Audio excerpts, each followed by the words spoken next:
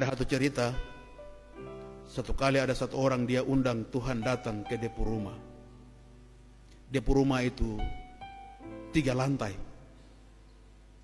Dia undang Tuhan datang untuk tidur dengan dia di rumah. Tuhan, saya punya rumah ini baru, jadi Tuhan datang dan tinggal dengan saya di rumah baru ini. Tuhan datang dan tinggal dengan dia. Dia bilang, Tuhan, karena Tuhan sudah datang, Tuhan tinggal di lantai 3. Dia di lantai 1 di bawah.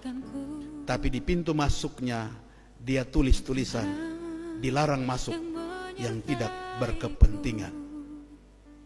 Dia tulis, dan malamnya setan kau datang ke dia, dan setan masuk, pukul pajak yang punya rumah sampai pica-pica. Mukanya penuh dengan luka-luka.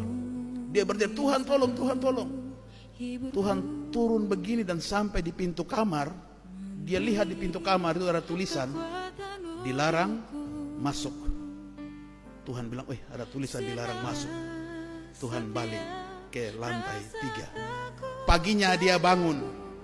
Ketika pagi bangun dan dia mulai bilang ke Tuhan, tadi malam itu setan datang ke saya. Dia pukul saya ini, muka ada pica-pica ini. Tuhan, kau tidak dengar ke saya berteriak? Sudah hari berikutnya, hari kedua, dia bilang, Tuhan, karena kau di lantai 3, turun tinggal lantai 2 lagi supaya. Di hari kedua begini, setan datang lagi, hajar pace sama seperti yang tadi. Dan apa yang terjadi? Dia juga bertanya ke Tuhan juga. Dan Tuhan turun sampai depan pintu, tulisan yang sama masih tergantung di pintu itu, dilarang masuk bagi yang tidak berkepentingan. Dia balik lagi, Tuhan balik ke atas. Paginya dia protes ke Tuhan. Tuhan, kenapa tidak datang?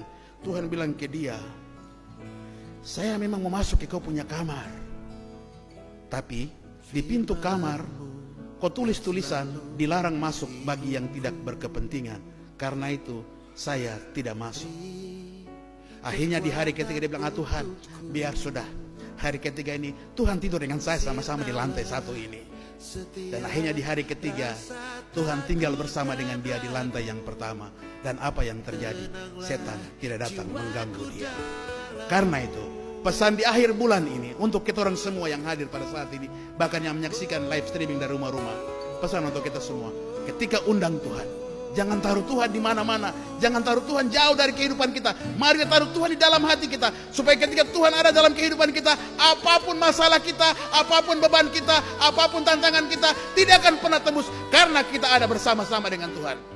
Dan ketika Tuhan mengizinkan kita ada dalam lembah kekelaman, ada dalam pergumulan, ada dalam pencobaan, ada dalam segala hal, Tuhan pasti akan mengajarkan kita mengatasi masalah itu. Sudah pernah lihat moto dari Perum Pegadaian yang ada itu? Motonya apa? Mengatasi masalah tanpa masalah. Sebenarnya masalah yang katong taruh juga. Kita taruh kalung emas, taruh anting, lewat batas tempo, jatuh tempo, kita tidak ambil masalah baru. Yang mengatasi masalah tanpa masalah hanya satu nama, yaitu Tuhan Yesus Kristus. Yang mengatasi masalah tanpa masalah hanya satu nama, yaitu Tuhan Yesus Kristus. Mari kita baca ayat 11 sama-sama. 1, 2, 3.